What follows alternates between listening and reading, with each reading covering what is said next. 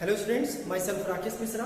This is part second video of biotic components. In previous video lecture, I have described you the role of temperature as a abiotic factors over the living organisms. Over there, the main concept are actually extracted through me is the stenothermal and eurythermal. You need to clear your concept regarding that point because that may ask in the examination directly or indirectly. As you all know, the different kinds of question, that is the expected organisms cannot found in a particular area, the why, the locally available dog, cat, rat, that is warm blooded animal distributed throughout the earth. By taking example of eurythermal, stenothermal, you can do it. In this video lecture, I will describe you the second important abiotic factor, that is water in the living organisms. So regarding the water, you need to write the advantages or role of water in our life. I think there is no need to describe about the advantages or role of water in our life. You need to write about 5 to 3 points for the role or advantages. Keep in mind, because you are able to write about the water, everything. Keep in mind. Now back to the factor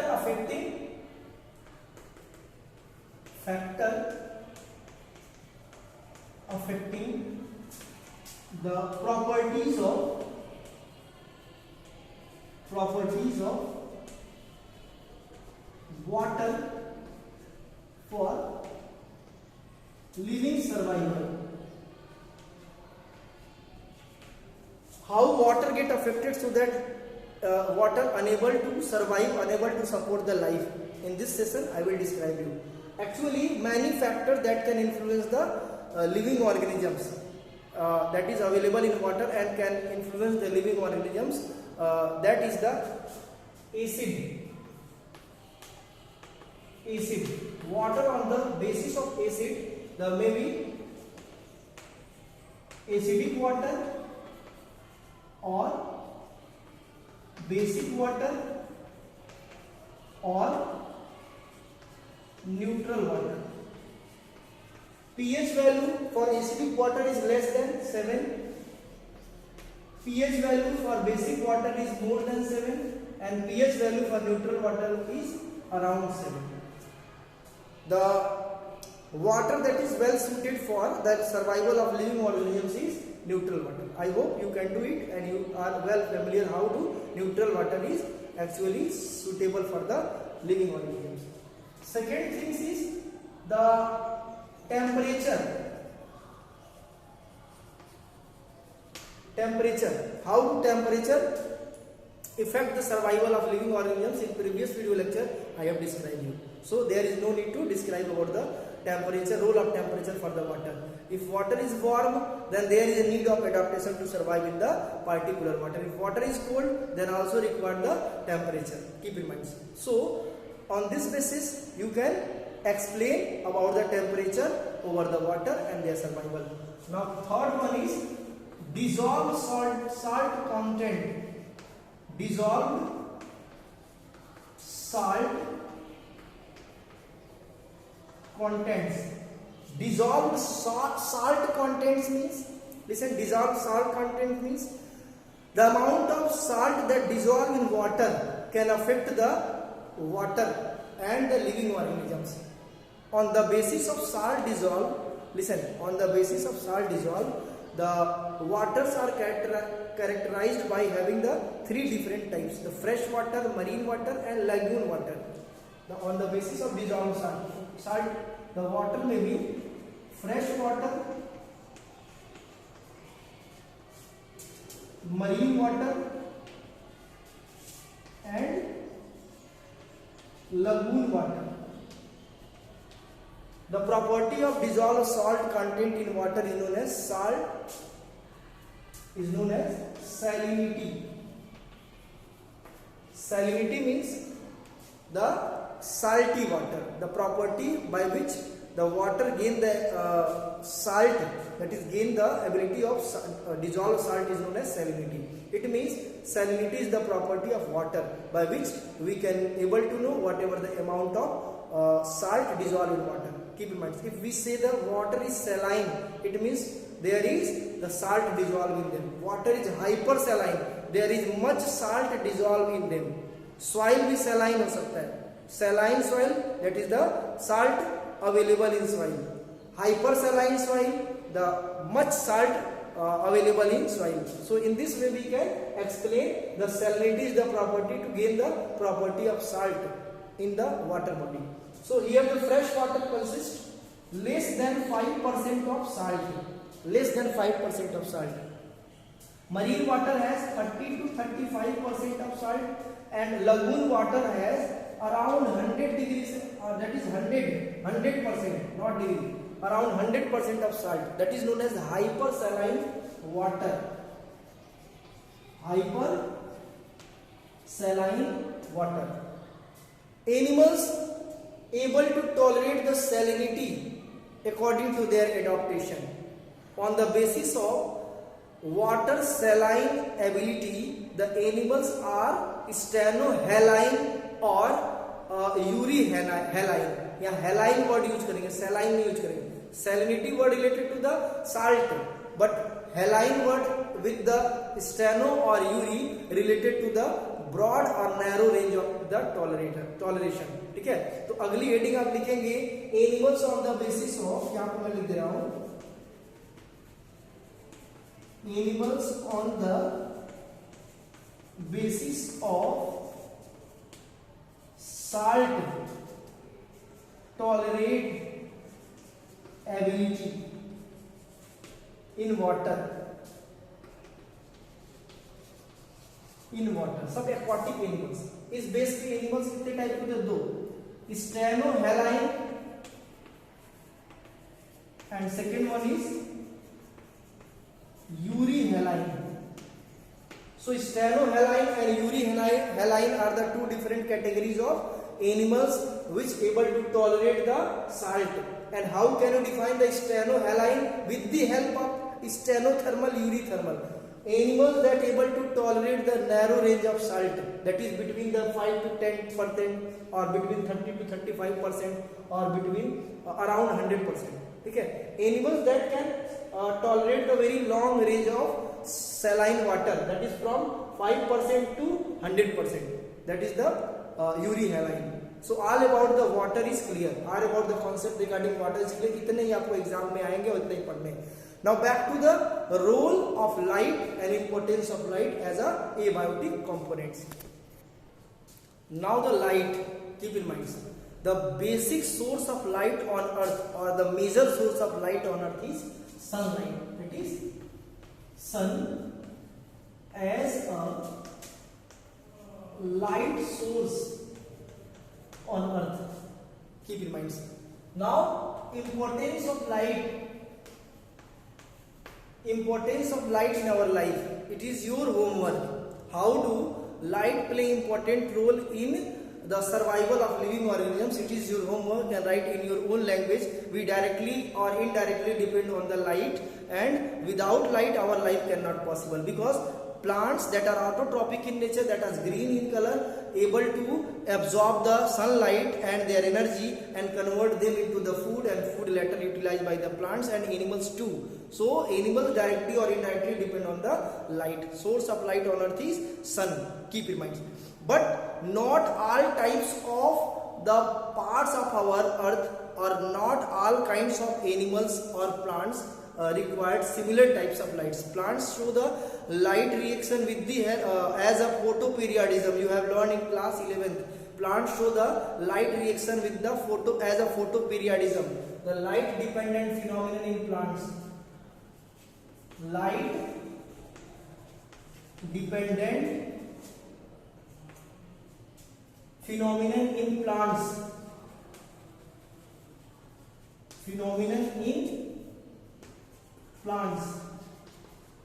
Light dependent phenomenon in plants are photoperiodism.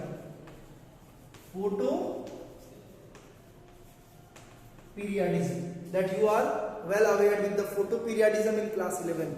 And according to that you have pre-minus set, that is some plants required very low level of very low duration of light. There may be the stenotype, or some plants are actually required very high amount of light, that is high duration of light, that is maybe the URI type, as according to the stenothermal, eurythermal, stenohaline, euryhaline. The light intensity are also required not equal amount. Some plants required very short or very narrow range of light.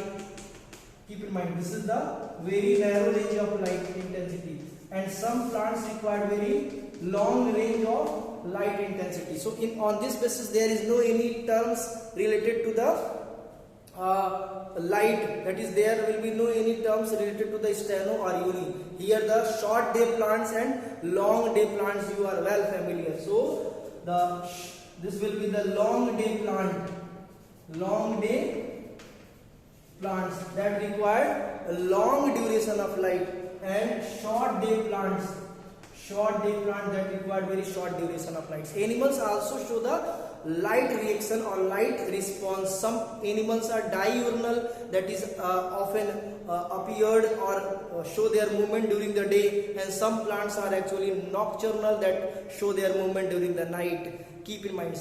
So these are the light requirement and the response of plants and animals with respect of light. Not all parts of our earth able to grow all kinds of plants or able to provide the facility for animals, because not all plants require similar kinds of light intensity. For example, mango cannot grow in the desert area because mango required very optimum range of light intensity, and in the desert area light intensity are greater. When you move deep 100 sea, that is about 500, when you move 500 meter deep inside the sea, the vegetation are actually changed as per the vegetation of the mesosphere area. In the area of land, in the area of forest, they are actually the total green plants. But when you move deep inside the sea, you will find the plants are actually often or rare green, because the region behind the fact is at the deep of the sea the light intensity become filtered and become low. Till the end of deep sea the light intensity become decreased down. That's why the plants vegetation or the vegetation of the different kinds of alga are actually very least to compare than the vegetation of upper surface of the ponds, upper surface of the rivers, or upper surface of the similar kinds of ocean. So these are the important concepts regarding the light, and you should learn, you should write about the features of light in our life, the response, light dependent response in plants, and also by which methods plants able to convert the light into the food energy, that is by means of photosynthesis. And in this way this can be explained, this can be asked in the examination. Write down a question, very important question regarding the light. In deep sea, in deep ocean, the vegetation are in deep sea the vegetation are varied to compare than the mesosphere. Why? इसका explanation लिखेंगे, because in deep sea light intensity are not similar as like the mesospheres, because light get filtered out at the different level of water. ठीक है? Now back to the soil. Now the soil. Soil may be defined as the upper layer of earth crust. The upper layer of earth crust is known as soil, and that consists the texture in form of the sand, silt, rock, minerals, that is in form of the calcium, potassium, magnesium, and humus, that is the mixed organic substances. So basic components of soil is humus, organic substances, minerals, that is inorganic substances, and topographic substances, that are solid particles in the soil. So soil, you need to define the soil. Role of soil. What are the role of soil? Soil provide the base of plants creature. Soil support the base of plants creature, and we directly or indirectly depend on the plants. So we directly depend on the plants, and we can say that we directly depend on the soil. So soil and their importance, I think no more to explain by me. You should write about the role of soil in our life by means of half page. I expect you can do so. Now back to, it may ask as the importance. Now the components of soil may be the humus, that is organic substances in soil, minerals, and third one is topographic substances. For example, sand, silt, etc. So the soil components may be humus, minerals, and topographic. If the ratio of humus, minerals, and topographic substances or textures are optimum, then it is basic adopted and it is basic requirement of the particular organisms, because the organisms that are survive along with the soil require the optimum mixture of these humus, minerals and topographic substances. अगर इनका mixture ratio में नहीं है तो organism survive नहीं कर पाएगा. ठीक है, अब आते हैं नेक्स्ट की मैं बात कर दूं, factor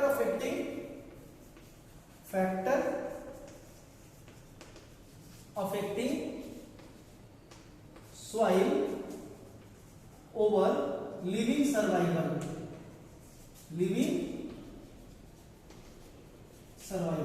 Means how do soil can affect the living organisms for their survival. Means what changes if happened in soil, then there will be problem for the living organisms. In this session I will describe. So here the first is acids. As you all know with the previous video lecture, that is according to water, you have explained how to acid. The water may be acidic, basic and neutral. Similarly the soil may be acidic, basic and neutral. So you should write about that. The topography means, suppose that sand, silt and the different other kinds of substances are mixed to form the soil, have any more contents regarding the sand or particular silt, then there will be problem to suffer the living organisms. Sand का content ज़्यादा तो भी problem, sand का content कम तो भी problem, silt का content ज्यादा तो भी प्रॉब्लम, सिल्ट का कंटेंट कम तो भी प्रॉब्लम. तो ये प्रॉब्लम्स कब नहीं आएंगी? When the topographic ratios are optimum. तो लिखेंगे दिस इज द टेक्सचर और the solid substances that are the key ingredients of soil. ठीक है, इसमें लिखेंगे द की इंग्रेडिएंट्स और solid substances present in soils are known as topographic substances. It may be the sand, silt, rock etcetera. Now the salinity,